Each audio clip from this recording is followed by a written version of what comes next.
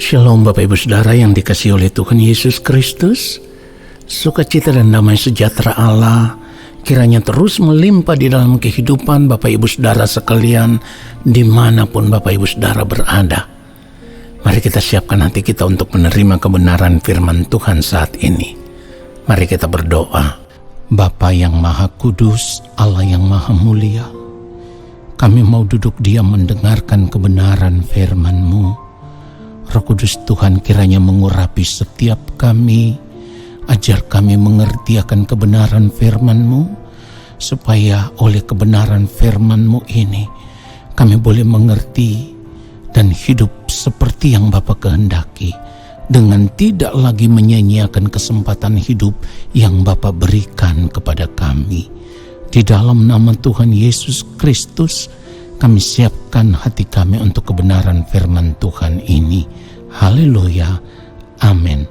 Saudara yang dikasihi oleh Tuhan Yesus Kristus, sebagai orang percaya kita harus sungguh-sungguh menyadari bahwa menjadi orang percaya berarti kita mendapat kesempatan yang paling berharga yang diberikan oleh Allah kepada kita di dalam Tuhan Yesus Kristus. Dan itu artinya kita tidak boleh lagi menyia-nyiakan kesempatan ini. Saudaraku, kesempatan yang Tuhan berikan ini harus kita hargai, harus kita jaga, supaya kesempatan ini tidak menjadi sia-sia. Kesempatan berharga yang saya maksudkan di sini adalah kesempatan untuk menjadi anak-anak Allah, di mana di dalam Tuhan Yesus Kristus kita telah menerima janji keselamatan ketika kita percaya kepada Allah di dalam Tuhan Yesus Kristus. Firman Tuhan katakan di dalam Yohanes 3 ayat 16, karena begitu besar kasih Allah akan dunia ini, sehingga ia telah mengaruniakan anaknya yang tunggal, supaya setiap orang yang percaya kepadanya tidak binasa, melainkan beroleh hidup yang kekal. Nah saudara, persoalannya adalah ketika kita mengaku percaya kepada Allah di dalam Tuhan Yesus Kristus, maka kita harus hidup seturut dengan kehendak Allah, atau hidup hanya untuk melakukan kehendak Allah. Karena seperti yang sudah sering kali saya katakan, percaya itu artinya penurutan akan kehendak Allah. Saudaraku, menghargai kesempatan yang Allah berikan kepada kita tidak cukup hanya mengaku dengan mulut bahwa kita percaya kepada Allah. Tidak cukup hanya menjadi orang Kristen yang rajin ke gereja setiap hari Minggu. Sebab untuk menjadi orang percaya yang benar, itu berarti kita harus mengenakan seluruh cara hidup Tuhan Yesus Kristus di dalam kehidupan kita selama kita masih hidup di dunia ini.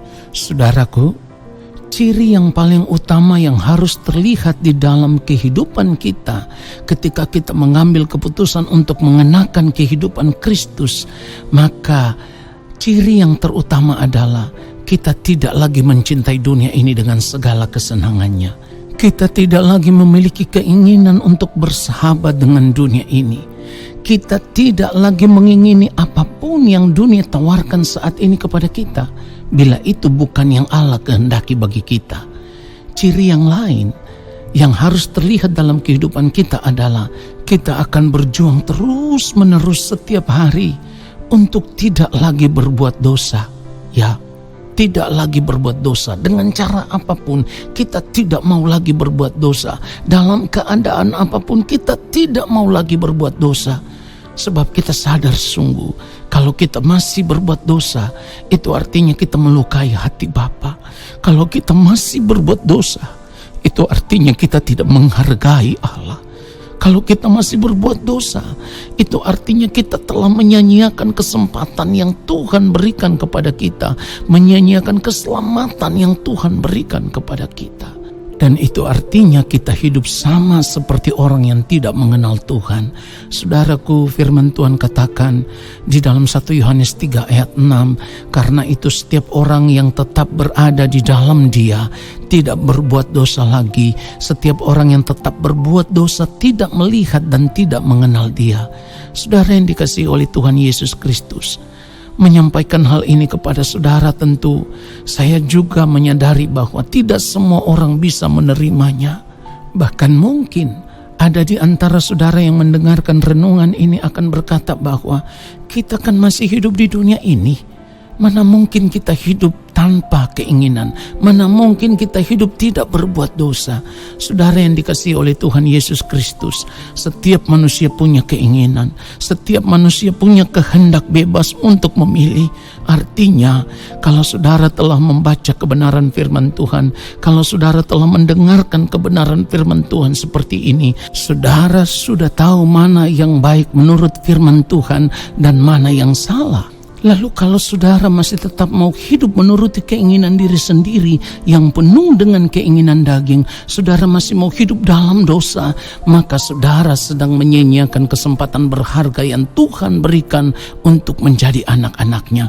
Saudara yang dikasihi Tuhan Yesus Kristus, ingat saat Tuhan Yesus ada di dunia ini, Ia hidup sama seperti manusia biasa yang juga punya keinginan, yang juga bisa berbuat salah, bisa berbuat dosa.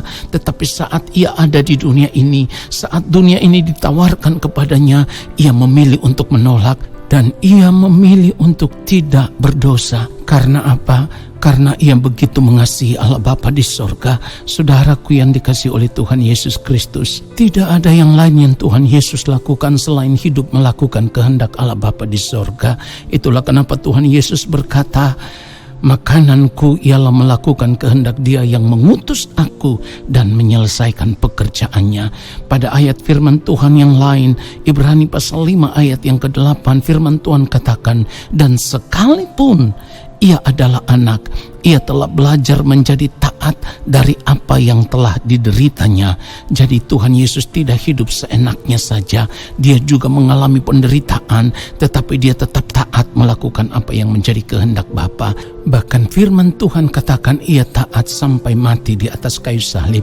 Saudaraku, kiranya kebenaran firman Tuhan ini mendorong kita untuk mengambil satu keputusan dengan hidup benar di hadapan Bapa, tidak berbuat dosa lagi, hidup hanya untuk melakukan kehendak Bapa di sorga, supaya kita tidak menyia-nyiakan kesempatan yang telah Allah berikan kepada kita.